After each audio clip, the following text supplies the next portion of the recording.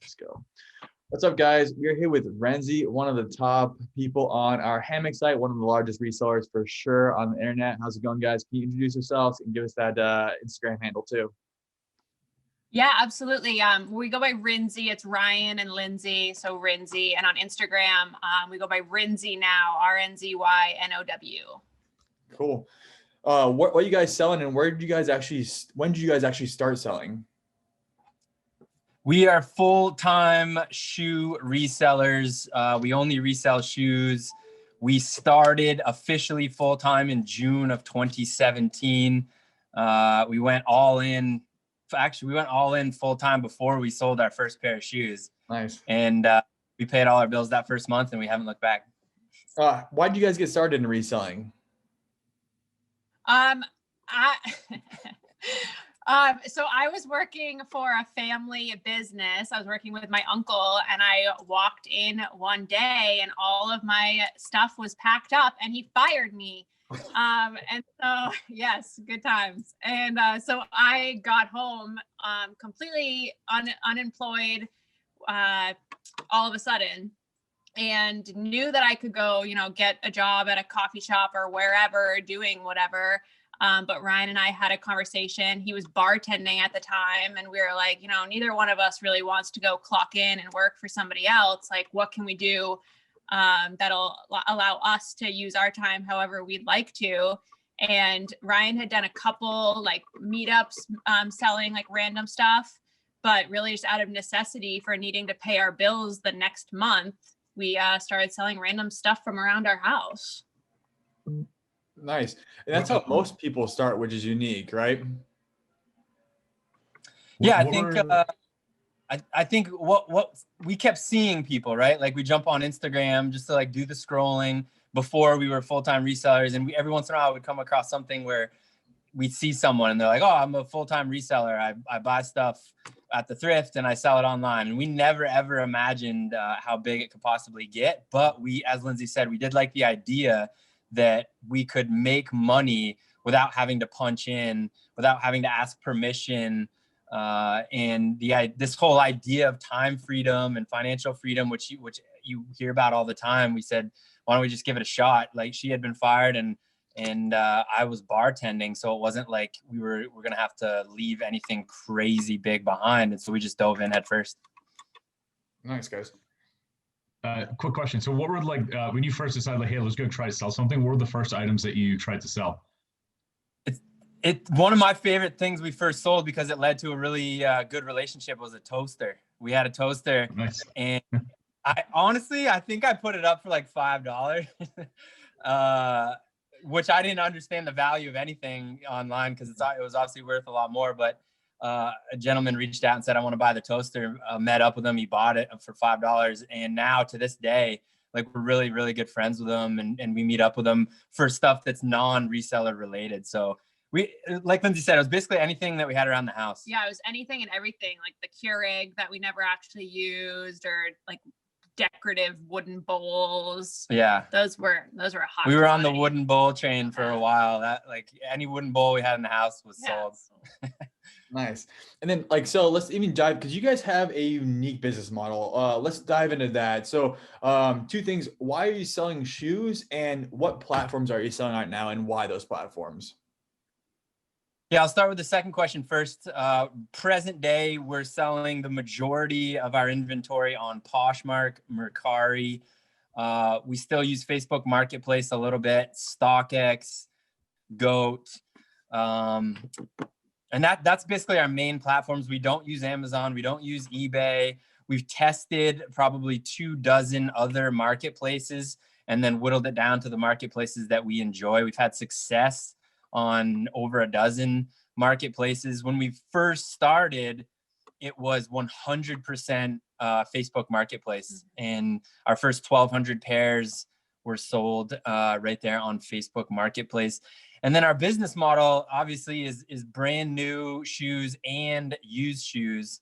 And that's just because after we tried, as we were talking about earlier, after we tried a bunch of different things, at whether it was the toasters, the Keurig, the wooden bowls, we had an aha moment when I sold a pair of my old Under Armour running shoes. They were in great condition, and we put them up on Facebook Marketplace for $25. And I met up with a gentleman, and as we met at the local grocery store, and as he was approaching me, this man was a giant. He was huge. And I looked down at his feet and I was like, oh crap, I thought I messed up in the listing because I have a men's 10.5 shoe. And this guy clearly was like a men's 14 or 15. And as I approached him, he said, oh, these are the shoes. And I kind of just reluctantly handed him the shoes, and he handed me the $25. And I was like, well, man, I would appreciate it if you try these on, because I'm confused. And he was like, no, I'm good. I'm like, no, really, like, I'd feel better if you try them on. So just to appease me, he tried to like wedge his men's size 15 feet into these men's 10.5 shoes. And obviously they didn't fit him. And he was like, yeah, I'm good. I'm going to take these. And I'm like looking around. I thought I was going to get punked or something. And he's like, I'm going to resell these for $50. And I thought to myself, what? Like you bought them for me for 25 and you're going to resell them for 50. And I was pleased because I got the sale. I had asked 25, but then it really opened up my eyes, and I ran back to the car and I was like, holy crap, there's like people buying used shoes for more than we're selling them. And like, we should really look into this.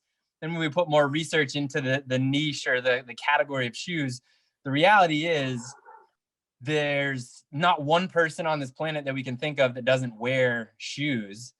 And there's so many places where we could get inventory. We decided to kind of narrow in our focus. The last thing that really punched it into us to go full-time on all shoes is we enjoyed learning about shoes. We enjoyed interacting with them.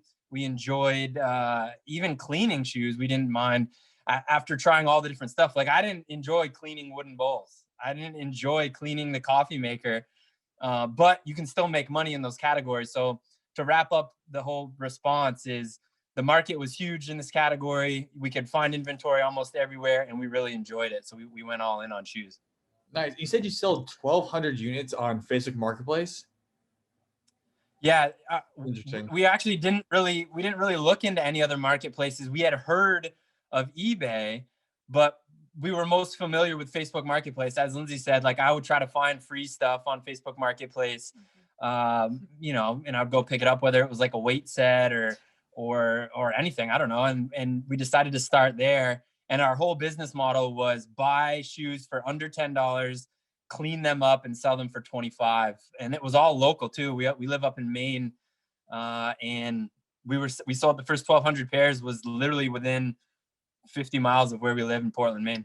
Yeah, we only went online because we had hit this plateau with the amount of hours in a day and how many like physical deliveries we could go and do, because we had been grouping them together where we'd meet a few people at the grocery store and they'd each buy a few pairs, and that was great. But ultimately there was a ceiling because it was just the two of us literally driving around. Plus we needed to source. We would source at the bins at Goodwill by the pound for the first 2 hours of the day. And then we would clean, photograph, and then deliver for the rest of the day. So we needed a way to, while continuing to do those local deliveries, to get out more pairs.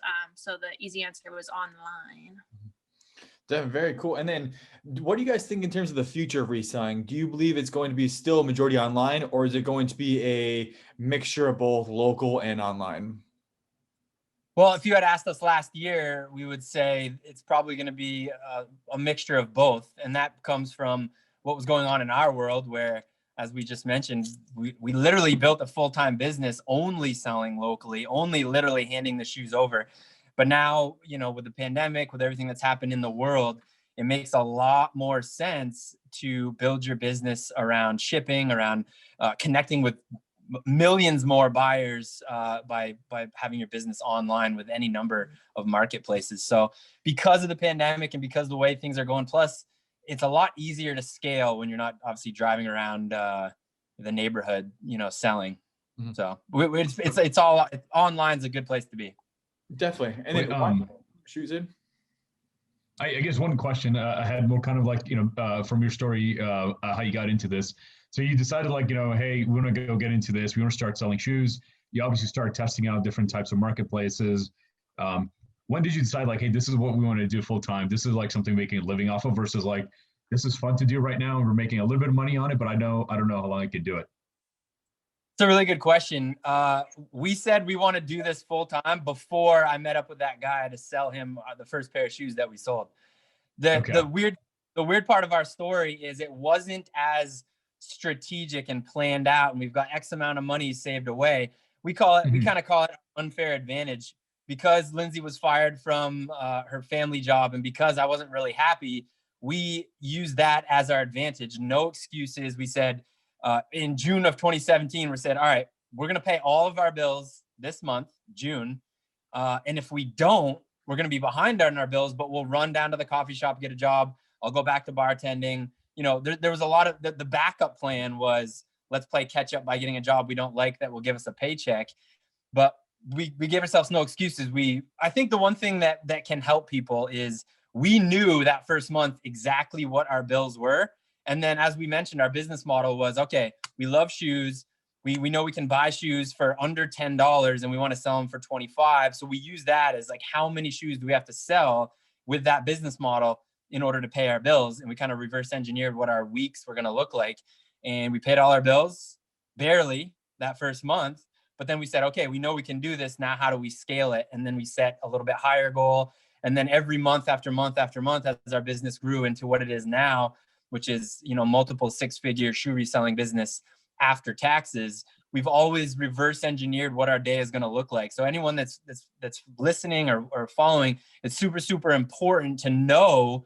It kind of sounds corny, but to know what that goal is. Like, do you just want to pay your cell phone bill off this month? Great. Like, exactly how much that is that, so you can reverse engineer. Or do you want to buy a house?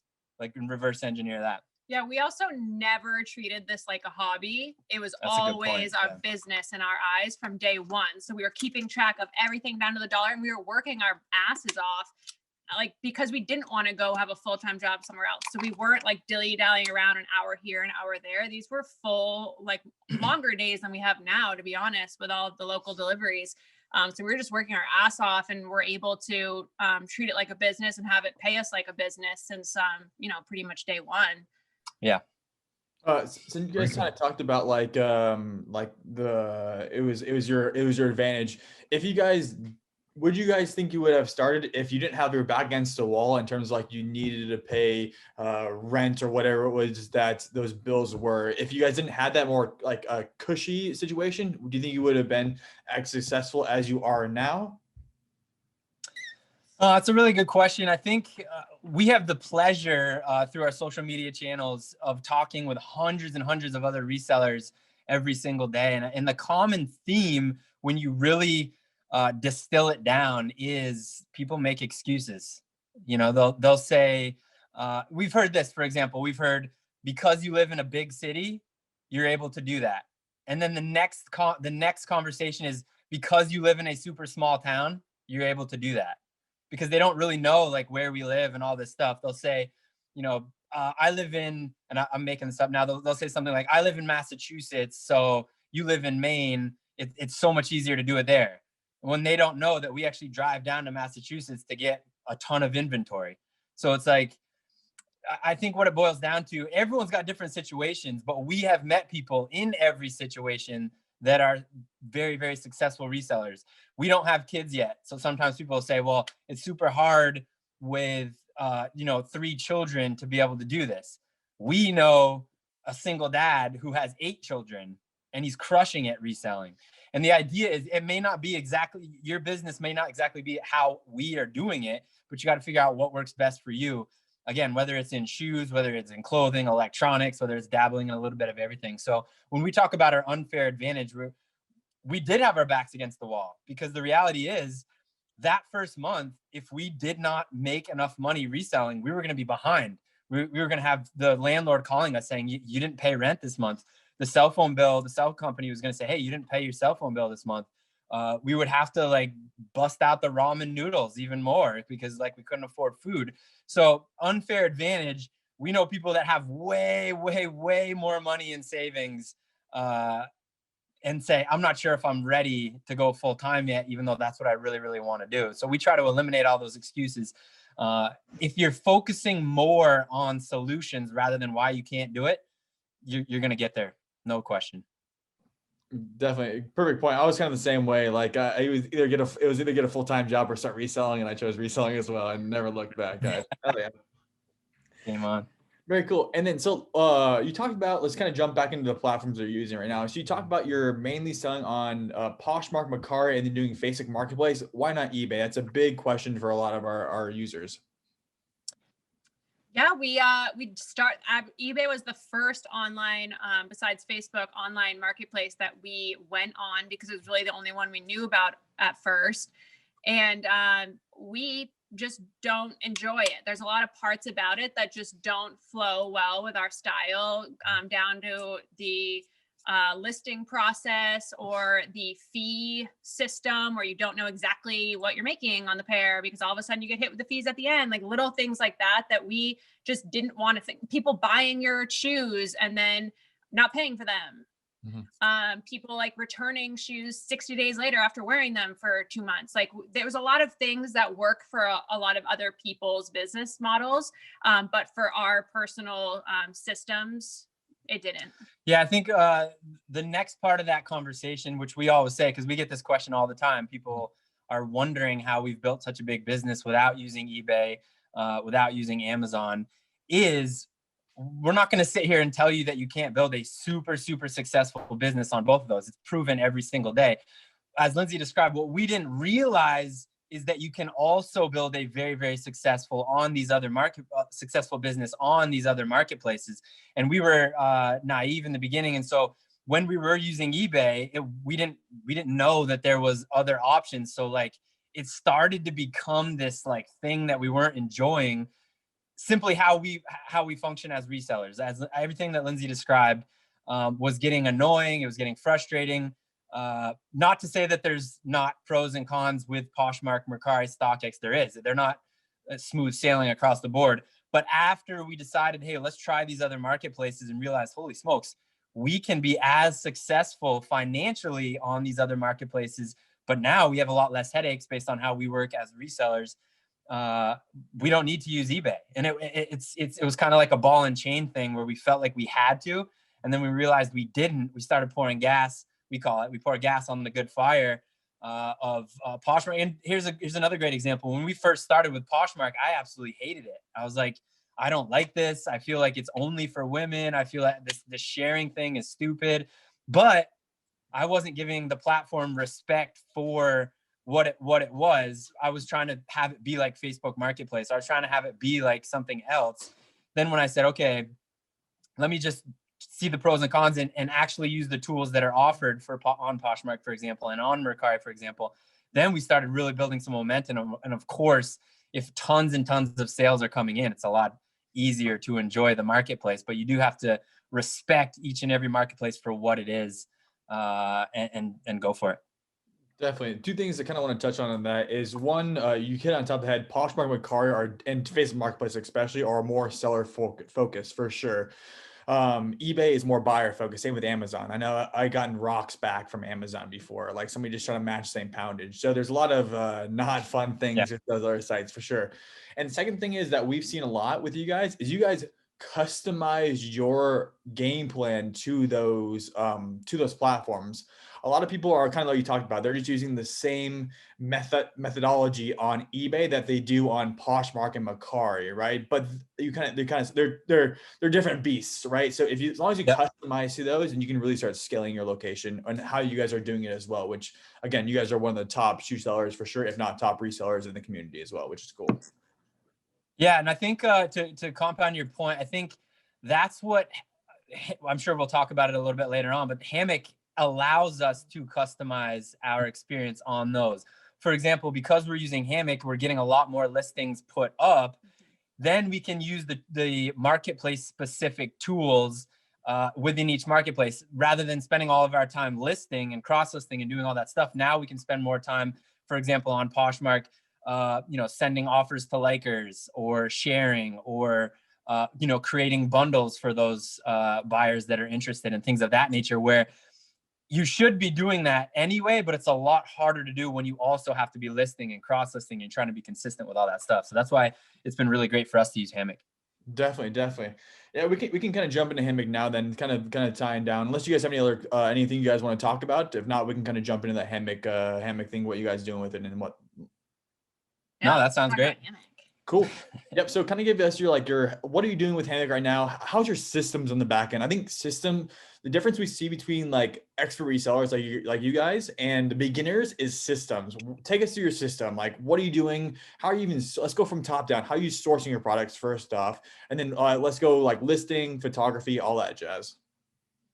Well, I'll let you talk about like the systems. I think before we dive into our specific systems, you're making a really good point, and appreciate the kind words about us being like excellent resellers or things of that nature. We like the kind words. We put so much value on just having systems. And I think, again, talking to so many resellers, they get into these ruts because they don't. And so it's super important for us, as Lindsay mentioned, since the beginning to have these systems so that if we don't do as well, we know why. We know what part of the system, isn't working. So many people just don't have a system in place, and it doesn't have to be like our system. Just whatever works best for you, so that you can monitor. And if you're doing really well, you can replicate or increase what's working well. But more importantly, if you're not doing well, you never have to ask like, why am I not doing well? And our specific systems, you want to talk about that? Yeah, sure. So when we started out, and until fairly recently, Ryan and I did all of it from beginning to end. We would source. We primarily go to high volume thrift stores around New England. It's a little more limited now with the pandemic. We stick in Maine. But we go to high volume thrift stores like Goodwill, Salvation Army, Savers, things like that. A lot of Goodwill by the pound. So we were sourcing everything. Then we were cleaning everything that needed to be cleaned, then photographing everything. Oh, we also have an inventory chart. We put it in because we keep track of everything. Photographing it all and then listing it all. And we kind of divvied up the tasks based on what we're really good at. Like Ryan was good at the, sourcing photography. I'm really good at the listing, things like that. And then we started, as we were getting a higher and higher volume, we started wanting to have the option to remove ourselves from parts of the business as we start to grow a family and focus on like real estate and things like that. And so we started with kind of the simplest thing in our eyes to stick someone else into, and that was cleaning. So we still did all the sourcing. Then all of a sudden we had someone else doing the cleaning, and then Ryan would photograph and I would list. Then the next thing was like, okay, let's find someone to do the photography. So we found a person that we could stick in and do the photography. So then we were doing the sourcing, someone else was cleaning, someone else was photographing, and I was still doing the listing. And we were trying to consistently list 25 pairs a day. And we would hit one day. And the joy of this whole thing and why we started was we wanted to wake up every day and do whatever we wanted.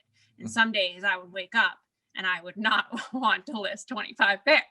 And so I wouldn't, because that's the joy of this, right? I didn't have to. But in reality, like I should have, and I needed to. So the next step was, okay, if I'm not going to consistently list these 25 pairs, they still need to get done. So let's find a service that, then I was like, wait a minute, we got this really great message from this guy named Ty. Like 4 times. Back. That sounds like it would be really great. Let's try this out. And that's where HAMMOQ came in. So we're still doing the sourcing, but now we're able to kind of automate and have other people in place to do every other part of it. So now HAMMOQ does our 25 listings 6 days a week, and I don't have to. I think one thing that I want to add too that's super, super important is it wasn't until we personally had done all of those things thousands and thousands of times ourselves that we started hiring, for 2 reasons. One, we needed to be able to either coach and teach the person who was going to clean the shoes how to do it. And 2, we needed to be able to afford it. Sometimes people jump into those things simply because they don't want to do it right when they're starting off. So let's use cleaning, for example. They'd be like, hey, can you clean all my shoes? And they're like, all right, how do I do it? And the person's like, well, I don't know. Like, look it up. Or, hey, can you photograph these shoes? And they're like, yeah, just take photos of them however you want. But because literally we'd cleaned over 10,000 pairs of shoes. We had photographed and listed well over 10,000 pairs of shoes, because when we hired the cleaner, which we got so lucky, she absolutely loved cleaning shoes. When we hired the photographer, we got so lucky because after doing it, she's like, yeah, I absolutely love, photographing the shoes. We were showing them how to do it efficiently, and we pay per per shoe cleaned, per shoe photographed, and per shoe listed. So it incentivizes the whole system to move based on quantity. And so far it's worked absolutely tremendously. No, yeah, that's a good point. I know when we hired listers back in the day, we did hourly, and they're pushing out 2 listings an hour for 15, $20. Like it starts getting expensive quickly.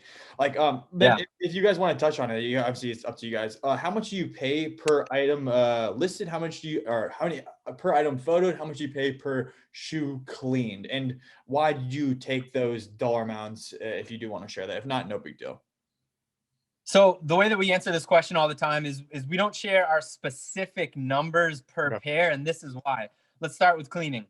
Because we've cleaned over 10,000 pairs of shoes, we know how to efficiently clean a shoe. We don't thoroughly enjoy cleaning shoes. We'll do it, and we don't mind doing it, but we'd rather have it take a very minimal amount of time. So the reason we're not like, hey, you should charge this much per shoe cleaned is because we're not sure the condition of the shoes that you're getting. If you get shoes that are way dirtier than we do, and then our business model wouldn't make sense for you. Or the other side of it, if you source shoes that need way less cleaning than the ones that we do, the model doesn't work out the same. But what we will tell you, whether it's photography of the shoes, whether it's listing, whatever it is, we pay per shoe, like you said, rather than hourly. Hourly, no matter how good the person is, no matter how kumbaya and awesome the person is, if you're paying them hourly, it incentivizes them to go slower or take longer time because they want to make more money, obviously.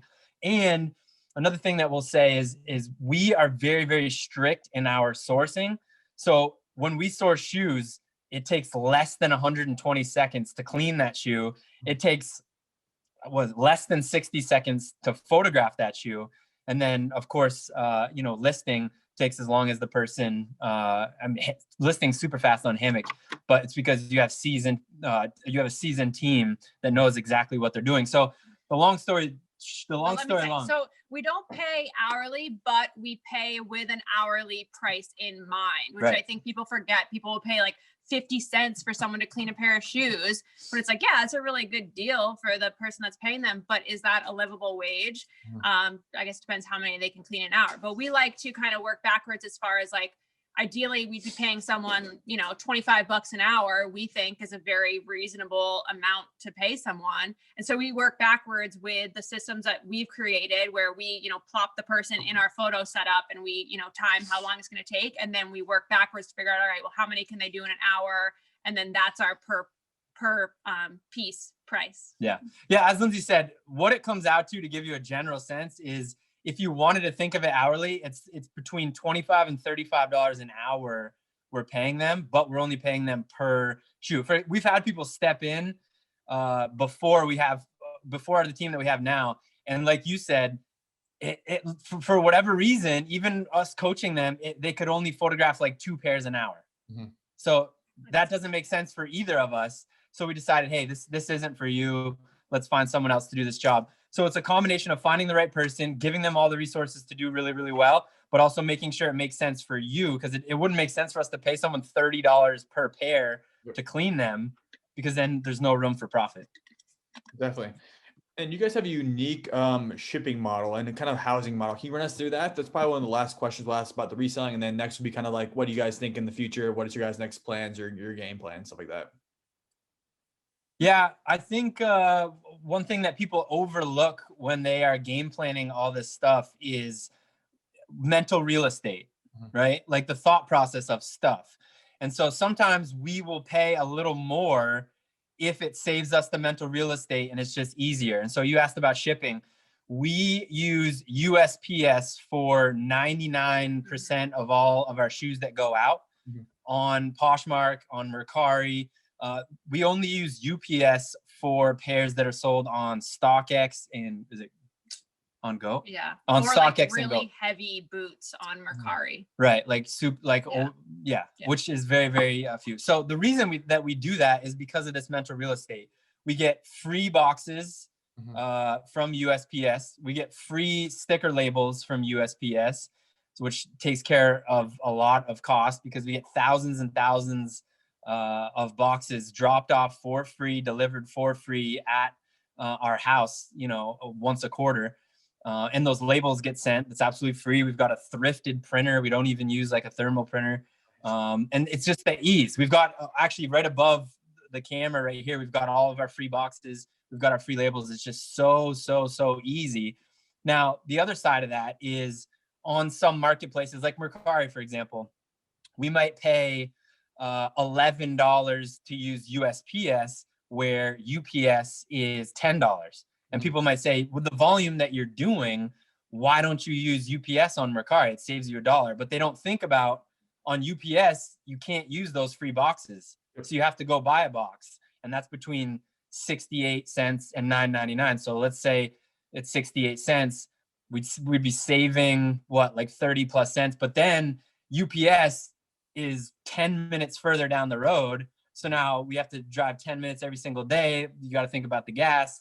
USPS is right next door. So we think about all those things combined with, obviously, if it was drastically more expensive, we would use UPS. But since it's not, it's about the same and it's so much easier, we go with USPS. Is that what you meant by like efficiency and unique system? Yeah, no, that was, I didn't even know you guys do that. But I was thinking even your like how you're housing products and like what you're doing before when you sell a product, you guys line them up as well, and then you have it pre-planned, correct? If I remember correctly. Here's our shipping rack right here. Nice. Yeah, we actually because we usually end our day at like 3 o'clock, and so right behind us, this whole thing was filled up. We're gonna be posting about it tonight. We had a whole rack full of shoes that we had sold. Obviously, Mondays are usually bigger shipping days than others because you got all the pairs that sold on Sunday into Monday. But yeah, just to describe your system, as pairs sell after we've done our shipping, like we've already done our shipping. So any pairs that come in will go on this rack that's behind Lindsay with their label. And then we put a little handwritten thank you note. Oh, you it's kind of too bright. It actually says thank you on there. We have like a handwritten note that goes on there. And then right above me, we have all the pre-made boxes. Pre-made meaning we've taped one side, they're ready. So you just pull one, slip bubble wrap around the pair of shoes, put it in the package, and then line it up. And we ship 6 days a week, Monday through Saturday. The post office isn't open on Sunday where we live. I know it is some days, so people can ship. We pride ourselves on, in an Amazon environment where they're getting the products to people as quickly as they possibly can. We don't use Amazon, but we want to try to replicate that good service. So we're getting all of our pairs shipped out same day when we can, and then immediately the next morning if it's purchased overnight. And because of that, we've built over the last 3 years, we've built a healthy following where people know when they purchase from RNZY, whether it's on Poshmark, whether it's on Mercari, whether it's through Facebook Marketplace, they know they're going to get a great pair of shoes at a great price as quickly as possible. Very cool. Very cool. I like it. And I was kind of touching on that as well. You guys have, again, minimize as much time as possible. So again, you have that mental real estate kind of for our listeners. Very, very important. The newer people do not do that, right? You guys have a SKU system, I'm guessing, and you guys have a shipping system. Most new people, I know I definitely didn't when I started out. I did not have a SKU system. I didn't have a shipping, anything remotely that I was going in dumpsters to grab boxes, right? Like that kind of stuff. Yeah. So, you guys did optimize it pretty well. So again, you can take yourself out of the equation. So that kind of leads into the last thing is what's your guys' game plan in the future? What are you guys thinking for the RNZY brand in terms of the branding, that kind of stuff? Also your guys' e-commerce, and even you talked about real estate as well. Yeah, we measure our success on consistent numbers. Okay. For example, anyone can accidentally walk into something that you buy at the thrift for $1 that sells for $100. Like that's a big, amazing find. But that's hard to replicate that business over and over and over again. So to answer your question, we measure our success daily. We wake up every morning. We know exactly how healthy or unhealthy our business is. We know exactly what it's going to take to win that day. And of course, that turns into win that week, win that month, win that quarter, and of course, win that year. We set goals for all of those things, yearly goals, all the way back down to daily goals. We know exactly what we have to do each and every single day. Now, moving forward, our business is currently, and more importantly, consistently about 60 to 70% as successful as we want to be, to the point where if we get it up to 100%, we're going to be hands off, meaning We're going to have a really awesome team that's kind of running everything. We're pouring shoes into the team, inventory into the team, and then it's getting cleaned, listed, photographed, listed, shipped, like all that stuff as we are kind of hands off. And then we're going to start, we're going to be buying a house in the next couple months. We're going to be starting a family. We're going to be building our own little team, having kids, which we're super excited about. And then little shoe cleaners. Yeah. And then we are going to, they'll work their way to age 18 for sure. We're going to be buying land, first around the United States and then around the world, because we want to have kind of homes away from home. That's kind of our long-term goal. We want to have something, a piece of this world to leave our kids, to leave our family members, to leave our friends. So at any point we can kind of bounce around. And so to back up to short term, we're right around that 60-70% consistently every single month, which means X amount of profit is coming out. We're putting X amount in savings. And so let's call it 65%. Once we get that up to 100% consistently for 6, 7, 8 months, then we're really going to start pouring into, starting to spend all that savings on land and do all that stuff. We'll still continue to be shoe resellers. We've recently moved into a warehouse setting because it was just an absolute perfect time to do so. And the price made sense. It was super low risk, super low overhead. But because we're using HAMMOQ, we're getting a lot more efficient in other parts of our business now that we have trust with HAMMOQ and getting everything listed. As Lindsay said, that's 25 pairs, 6 days a week has been amazing. Probably in the next 30 or 60 days, we're going to increase that. We're going to increase that probably to 50 pairs, 6 days a week. We're going to get that probably over 100 pairs, 6 days a week in the next 6 to 8 months. And then I think based on our numbers now, that'll get us to, as we mentioned before, that 100% consistently month after month. Very cool. And even if you guys have, I know you talked about building that list out. If you guys ever want us to help in other aspects of your guys' business, let us know. We're always down to jump on a call, right? Again, our whole goal is to optimize your guys' stuff as best as possible. And then obviously we learn as well. About that, Yeah. we kind of learned as well. We have another large shoe seller that does delists, reprices, and then relists with us on eBay, obviously. And now we're learning that game. So whatever you guys have in there in terms of trying to get rid of as much work as possible, we're always down to take it on, because then we can learn how to do it and then we can replicate it for other people, which is always super helpful. Yeah, I think from one of our very first conversations, that's what we really loved about HAMMOQ was not. Our big thing too is no ceilings. Like June of 2017, we realized, holy smokes, we can pay our bills, but that goal is not high enough. So we set our goals way higher, and then we hit that, and we're like, holy smokes, do you think we could maybe do 6 figures a year reselling shoes? And then we smashed that goal. Now we're like, holy smokes, we when you think you set a high goal and you smash it, you got to set it higher. And the reason we like talking to you and we decided to use HAMMOQ as a service, and it's been proven since we started using, is exactly what you just said. You're not just someone who's going to list on Poshmark. You're someone you're like, hey, you know what? If you want us to list on Poshmark and to cross list on Mercari, we can do that. We've got experience. As you're gaining experience and all those things that you just said, we really, really love the idea of working with people that don't have that ceiling mentality where they're like, no, we're only going to list on Poshmark for you. That's it. That's all we're going to be. We probably wouldn't have gone with you because we want someone, whether it's a team, whether it's a company, whether it's a coworker, we want people to be pumped to think bigger. And that's absolutely what you guys do. And we appreciate it. Oh yeah. Thanks for the shout out and the kind words for sure. Other than that, guys, thanks for jumping on. Any questions? Sid, you have anything up for them as well? No, this is great. I love hearing your story. Thanks so much. I mean, this is super interesting how you guys got into it. Definitely. Yeah, for listeners, check out Ryan and Lindsay, RNZY now on Instagram. And again, you guys, thank you so much for jumping online and being a HAMMOQ customer, clients. And again, our whole goal is to help you guys grow your business. That'll help us grow our business as well. And let's shoot for the moon. Let's make this thing massive, guys. For both you guys and for us, let's keep kicking ass. And I got one last thing for Sid. Sid, I don't know if you can tell, but I'm having trouble getting mine to come in.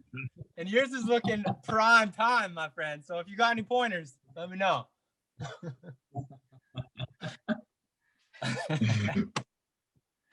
Oh my goodness. It's getting there. It's gonna get a little bit longer. Let's see. I'm gonna maybe grow it out. Because I'm not going out too much right now, so I'm just trying different looks out at the moment. It's looking prime, my man. I mean, I'm 37, so I don't think I really can do anything. But if you got any pointers, you let me know. Yeah.